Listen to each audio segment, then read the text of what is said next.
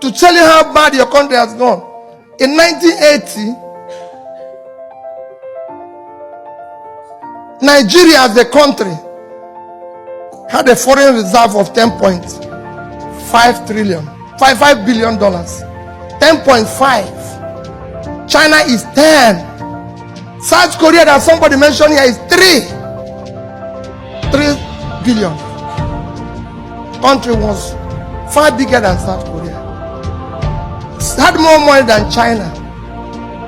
China had a population of today. China population is 1,317,000,000.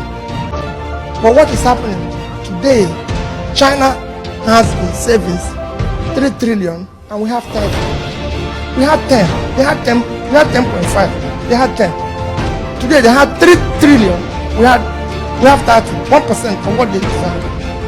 Today South Korea savings is 400 and something billion. We have 30.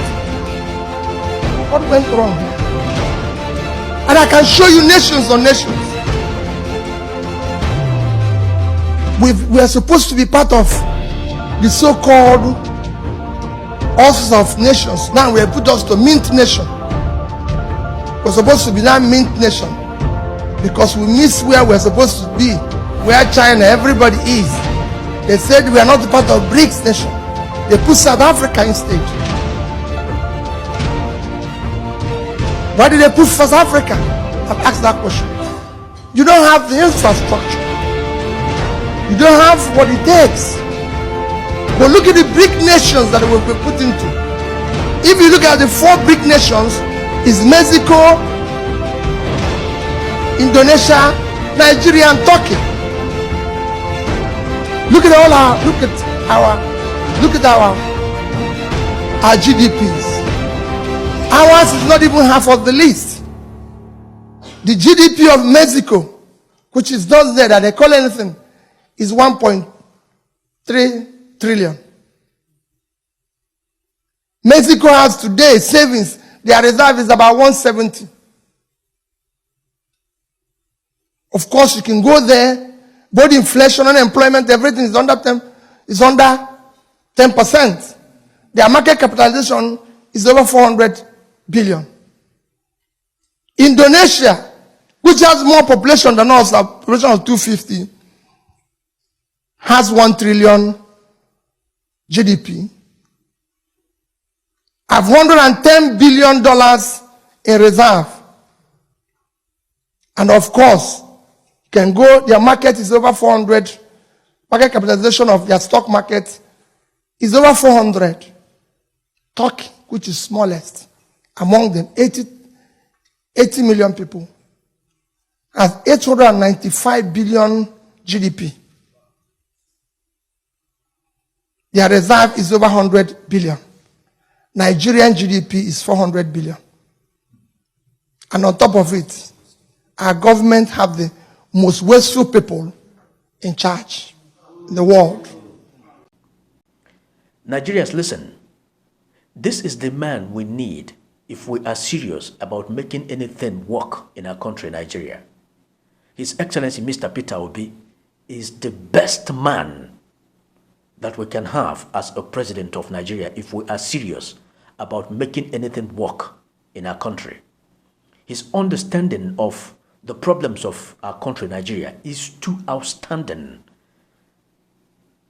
It's too clear. His genuine interest to make things work generally for everybody is too clear that you do not need a torchlight in the afternoon to see it. Anybody that will tell you about cutting down the cost of governance in Nigeria will not only save money for the country, the person will save a lot of lives.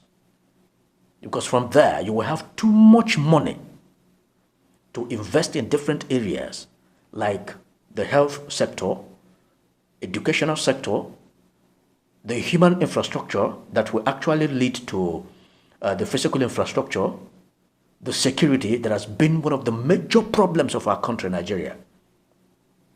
You know, you will have too much money because the level of wastefulness in our government is too alarming. And until we have somebody that will control all of those things, we will never make a headway, because all the money that will be coming into the country all the whatever amount of money we have as a country will just be in the hands of few individuals. And when it's election time, they will bring out very few amount of that money and give you to buy your permission. This is the man we need if we want anything to work in Nigeria. I am not saying this because Peter Obi is an Igbo man and I am an Igbo man. No, I am just supporting the best material we have for the job. You know, it is not about where anybody is coming from or where, whatever religion or whatever thing. No, it's about having the best man that can pilot the affairs of the giant of Africa, Nigeria, to the right direction. That is the point. Because until we have this kind of person, a lot of people will not understand that what we actually need is government.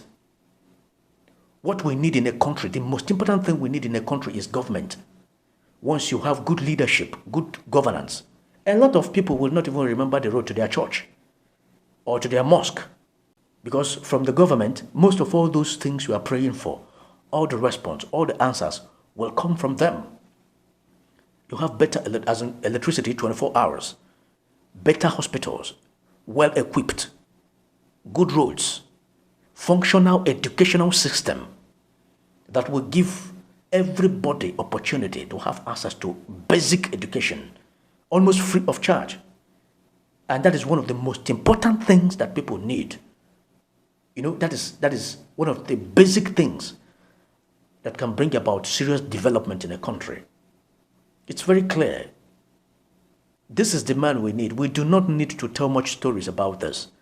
I'm just kind of doing my own part to make you understand that this is the Mr. Peter Obi is the best man for the job. If you look away, I can